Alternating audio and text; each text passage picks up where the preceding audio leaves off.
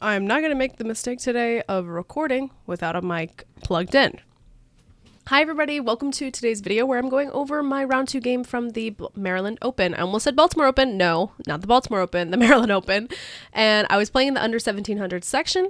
This was a game in 45 plus 30-second bonus, which is not my favorite time control. It goes by very, very fast. And I was playing a 1599, so we're just going to say 1600. And I was excited. This was my second game with black, my second game of the day. So it was kind of almost back to back. I think I had maybe like an hour in between rounds. And so I had a little bit of time to just like take a break and relax, and get ready for this round. So I chose not to review pretty much any King's Indian lines prior to this, so I was really hoping not to get 1d4. We started off the game and my opponent played e4, and I was very happy to see this because I was like, yay, I spent probably like 7 hours the week prior to the tournament just prepping my perk lines. I was ready to play against 1e4, and so I was very excited because my first game of the day was 1d4, so I was upset. And then I got to this game and I got 1e4, and I was like, oh, finally, my prep is going to pay off. So I played d6, they played d4, g6, knight f3, knight f6, bishop d3. All normal stuff in the perk. This is considered the classical perk when they bring out their knight to f3 and they bring out their bishop. They can either bring out their bishop here or here, but it's still going to be considered a classical version. So I play bishop g7 and they play h3. This is a good move, but normally I see castles prior to seeing h3. h3 is basically preventing my bishop from being able to come out this way. So it is a good move because I do want to bring out my bishop that way, but honestly, I like keeping that bishop, and this can sometimes create a weakness on the king side. So I wasn't that upset to see it. I was just like, okay, we move on. And so I castled, they castled, and I played e5, striking the center. So this actually, I am not supposed to play e5 at the moment. I'm actually supposed to just bring my knight out. E5 actually is not the best move, but I decided to play e5. So you know what? Whatever. So I play e5. And they just push, and I was like, oh, good, because if you would have taken, things would have gotten way more complicated than they needed to be. I love a closed structure in the perk. It is amazing for me. I know the plans. This is what I feel most comfortable playing. So they play, I play knight bd7, they play bishop e3, and then I play knight e8, bringing my knight out of the way of this pawn because I'm going to push this pawn eventually and open up either like if they take, or I'm just going to push again and just gain space on the king side and eventually just push all my pawns down the board and mate them. So here my opponent, after I played knight e8, they played queen c1, which I thought kind of weird. I don't really know what that does. And the computer thinks it's weird too. I normally will see, I'll normally see this, just lining up the bishop and the queen on the same diagonal so that they can then play this and trade off this bishop. But honestly, I'm kind of okay with that at this moment because if this bishop gets traded off, like it really wasn't doing that much right now anyway. Like it's just staring at a wall. So I wouldn't have been upset to see that. But instead they played queen c1, which is still kind of doing the same idea, but it's just kind of weird. And so here I started thinking I had about 42 minutes on the clock. This had been pretty much all blitzed out up until this point. And I thought to myself, okay, I want to push f5, but if I push f5 now, I don't really like it that much because say I push and they take, now it's like really ugly for me because I'm forced to take back this way, which I didn't feel too comfortable opening up the G file like that, which like I do have this bishop as a defense and it looks just like a tall pawn at this point, but I do have that defending it. I just didn't really want to have to do that. So I thought, okay, before I play f5, let me get this knight out of the way so I have this bishop to defend this diagonal. So I played knight b6, which is not a very good move. And I thought, okay, it'll be fine because like say they take, like I'll be fine. Like I'll take like maybe like this way and I'll open up my rook and at least I have like maybe a semi-open A file. And then if they don't take, even better. I don't have to deal with any of those problems and I can just leave my knight there.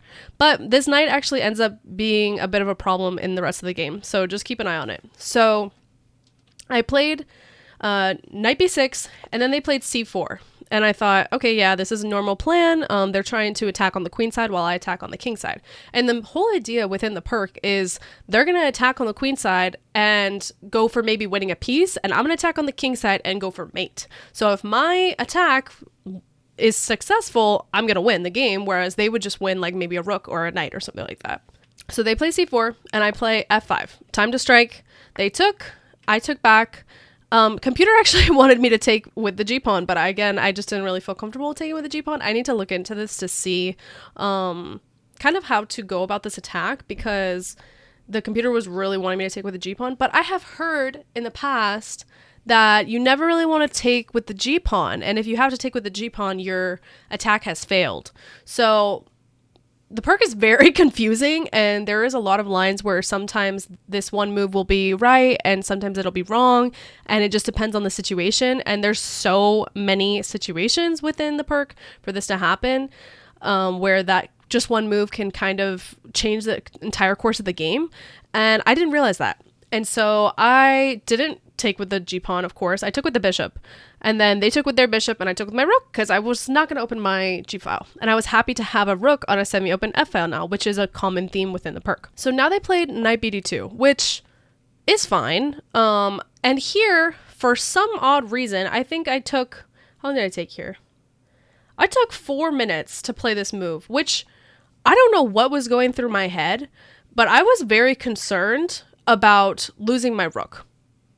I don't know why, and I think I just was seeing ghosts. I actually can't even remember why I did this. I think I was seeing ghosts, though, and I was like, I need to get my rook out of there. My rook can't be on the f-file, like, all the way out on f5. Like, it's just, there's too many pieces. Like, it's going to get attacked, and I'm going to have to move it. So let me move it. And I moved it here to f7, and I immediately almost, like, I gasped internally because I was like, oh my god, they can just play knight g5 and attack my rook and I would have to move it again. So I just gave them a tempo, and it was a really stupid move, and I was very upset with myself. And so they played the exact move I thought of knight g5, and I was like, great, good job, Sam. And now I have to go back to knight f5 because I can't go to f8 because they're threatening a fork over here. So I was like, great, I guess I'll go back. And then they played knight e6. Exactly. Yeah, I thought for 3 minutes here. And I thought, you know what? We're going to go full fucking send. And I am going to move my queen to a very pretty square in queen h4. And I just want to be mindful here and that I am completely losing this game already. I think it's what is it? Yeah, this is +3 for white. So I'm completely losing, just positionally, and white has a great position. And so I just have to basically create chaos and hope that my opponent fucks up. I just have to hope that I find some type of tactical sequence that I'm going to win something and make it very complicated and messy, which I thrive in. Maybe not time pressure wise, but I love a good tactics filled position. And so I was like, you know what, queen h4, we're going for it. My opponent plays knight takes g7, very logical. And then here I thought for, I think not even a minute, I had, how long did I have? I had 24 minutes here. Yeah, I didn't even think for a minute. And I thought, okay, I could take with the knight and develop the knight, or I could take with the king and I could bring my knight out to f6. And then that'll be a really nice square for my knight. So I did that. I took with my king. And then they played b3, just forever cementing the weaknesses of the c4 pawn are gone. And I was like, you know what? Okay, knight f6, let's develop and let's frickin' go. So they played knight f3, attacking my knight. And I thought here for, oh my god, this was crazy. This is such a crazy position. I love this game. Okay, I thought here for 5 minutes, and I had 18 minutes. So I thought for 5 minutes, and then I played this move with 13 minutes on the clock. And this is a really pretty move. I played queen h5. And you might be thinking, you're insane. And guess what happens if I play, or if they play g4? I'm going to take that. And then if you take back, you're getting mated. Like, literally, you're just getting mated, and it's a gorgeous, oh, not there. Haha, not there. It's just a gorgeous mate. And I love it. And so I was really excited here, and I thought, okay, this is a great move. So I played queen h5, and then they played this. And I thought, all right. Actually, prior to this, computer wants me to play just take. And then this is just a nice position for me. And I kind of screw up their entire kingside, and this looks great. But I actually didn't even think about sacrificing the rook because I wanted to keep the attack. So I wanted to keep more pieces on the board, and I didn't really want to take. So I didn't even think about taking with the rook. So they play knight g5, and then I play h6. And at this point, what move is this? Yeah, at this point I had 9 minutes. 9 minutes. And I knew, oh no, here they come. They're going to check me. And they checked me. I moved over and they took the pawn. And I was like, you know what? Take that pawn. I don't care because I am going to mate you. And so they do this, attacking my rook. I move my rook over. They come back, attacking my rook again. And I move my rook up, finally. So then they move their queen, offering a queen trade. No. I am not allowed to queen trade, especially because this is like already, this is still winning for white. Like I'm just trying to cause problems. And I thought that I could, and I would have a nice position.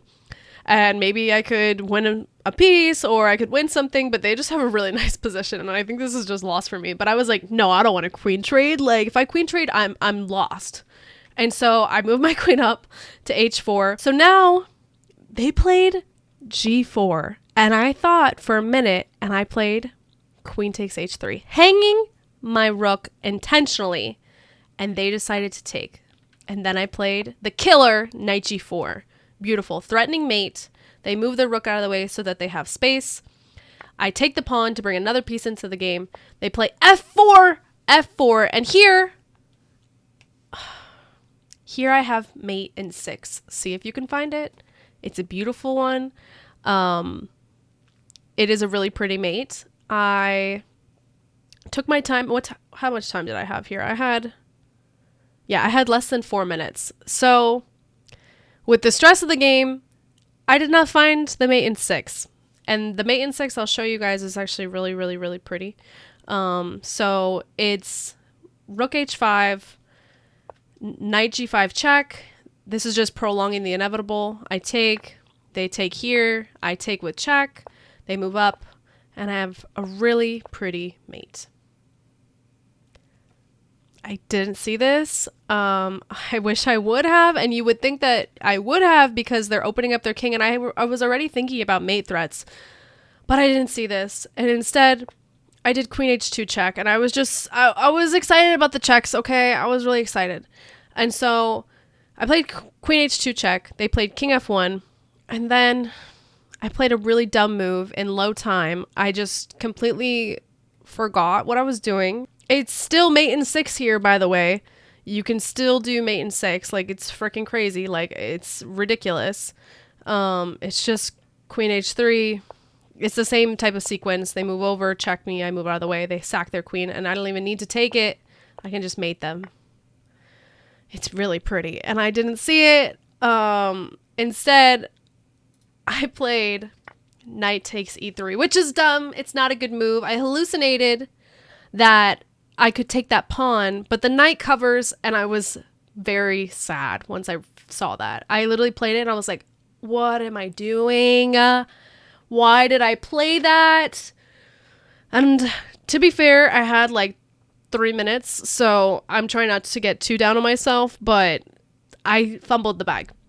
So they took, I took, and then they moved their rook here. And then I checked them. Even here, it's supposedly equal. So this isn't even losing. But when I play queen h1 check, this is now completely winning for whites. They moved up. I checked them, and I thought that I could win their rook. And then they played this, and I was so sad. I was so sad. I was completely distraught when they played this move. I was like, oh, I'm screwed. And so I took their queen because I realized I have to. Then we traded, and I played g5, and I thought, okay, I'm just down a piece.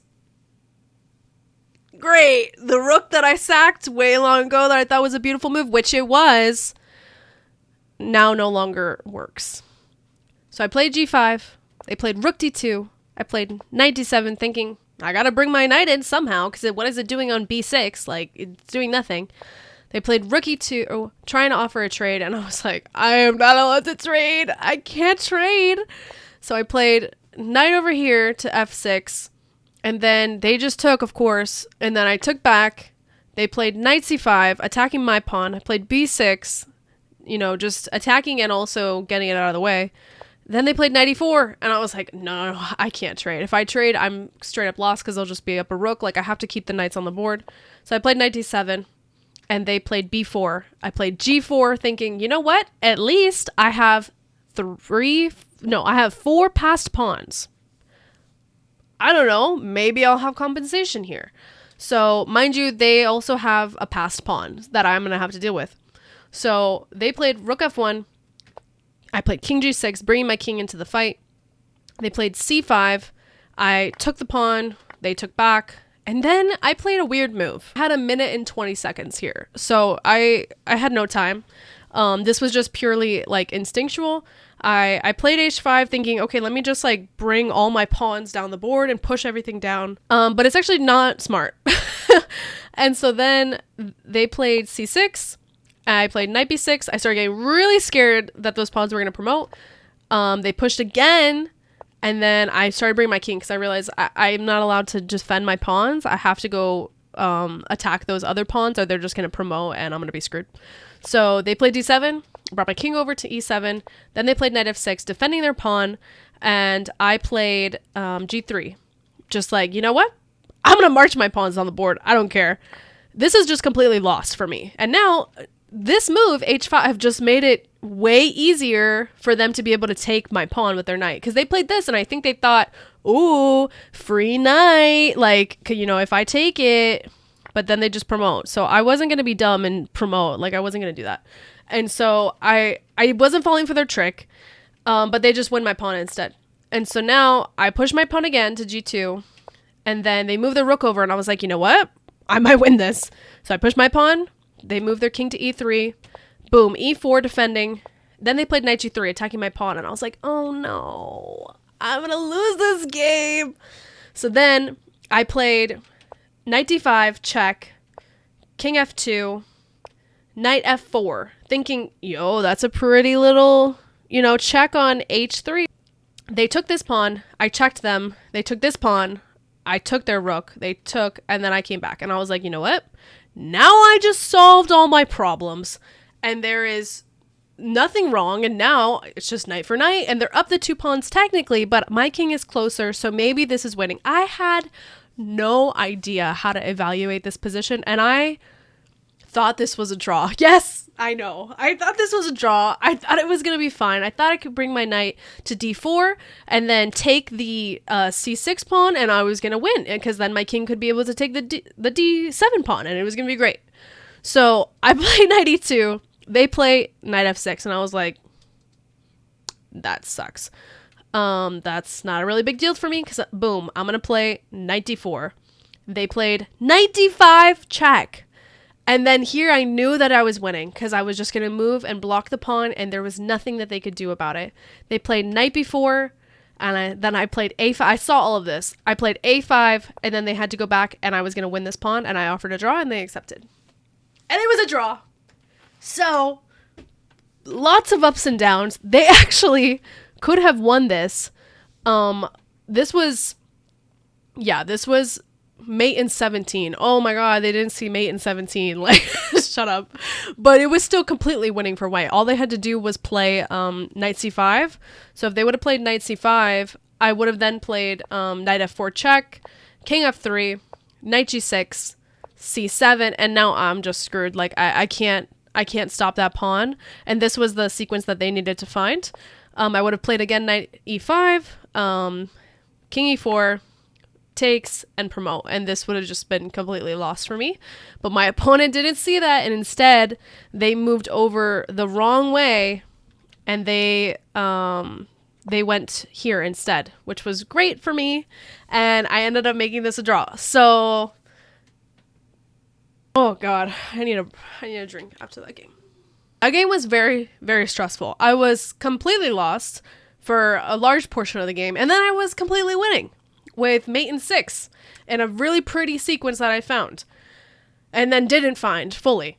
So with that, like, queen move on h4 and h5, like, it was just beautiful.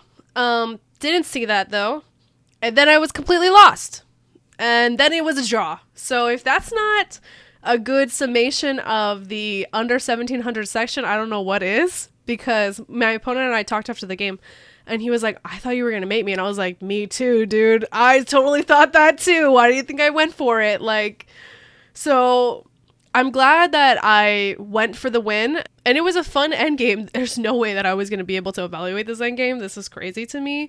I thought that it was going to be okay. I definitely evaluated completely wrong, because this is completely winning for white right here. Completely winning. All he has to play is knight c5. I did not see knight c5, neither did my opponent. We both had barely any time on the clock. I had like no time. I had maybe like, after I had played h5, I had a minute and a half. And after each move, you get 30 seconds, but I stayed under 2 minutes for the rest of the game. And my opponent had like 8 minutes. And so he thought for a really long time, probably, I think, let me see, maybe like, I would say here, he thought for a really long time. And I had offered a draw here, and he said no. And then he played this, and I offered a draw again. I played this. He said no to a draw. Like, so I kept offering a draw on every move because I thought this was going to be a draw. Then once he played this, I was like, no, it's definitely a draw, because I'm going to win those pawns and it's going to be fine, even if you go to b4, which he then did. And then once I played a5 and he moved back, it was just like, this is a draw. So crazy game. I can't believe that I managed to pull that one out of the bag. Can't believe that I held that, even though I was winning, which is like the story of my life. This would have been a great win for me. But whatever, at least I didn't lose. And so I finished this round going 1 out of 2, and I had another game after this for round 3 that was going to be coming up. I took a lunch break. I had about like 2 hours between this game and my next game. I was very excited, went and walked and got a sandwich, came back, rested, and I was very excited for my next game. I hope you guys enjoyed this game. It was very chaotic, in the style of the perk and in the style of myself, because I really enjoy chaotic chess, which you probably have been able to tell. Yeah, so I hope you guys enjoyed this video and have a wonderful rest of your guys' day. Bye. I haven't recorded in a month, and I don't know how to record anymore.